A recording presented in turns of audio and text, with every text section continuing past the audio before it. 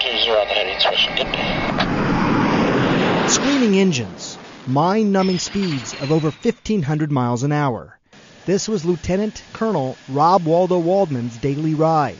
He had what many would consider one of the coolest jobs in the world. It's an amazing jet, F-16.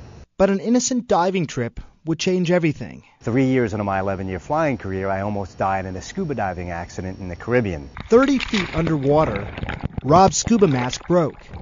Physically, he was fine, but mentally, he was shaken to the core. He developed severe claustrophobia. So if you can imagine barely being able to move with this helmet and mask on, gloves, your head 2 inches from the top of that canopy, you're like in a little coffin.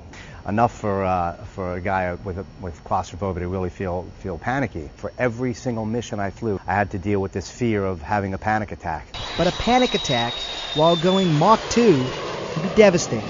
When you're strapped into a jet, you just can't say, pause, let me just get out and deal with this. On combat missions where there was a job to do and my wingman needed me, there was no abort option for me. Ultimately, Rob says it was planning, family, and faith that helped him overcome his fears. I would simulate the environment that I would be in on the ground before the flight. And I'd say, okay, I may have a panic attack here. How am I going to deal with it? I would look down on my checklist and I'd see a picture of my niece and nephew, and it reminded me of what I loved. And I said, I got to get home for them. Now, after 56 combat missions over Iraq and Serbia, Waldo says he's kicked claustrophobia for good.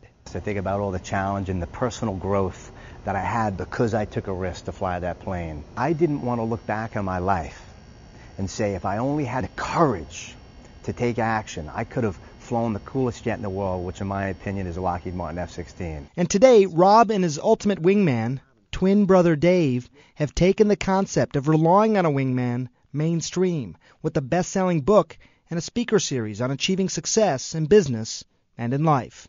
Many times during my fear, when I would anticipate the fear of getting shot down, fear of having a panic attack, is I would call my identical twin brother Dave. Many of the problems in our life happen because we're flying solo.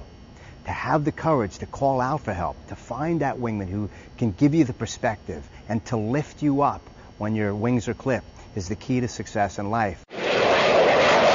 Dr. Sanjay Gupta, CNN, reporting.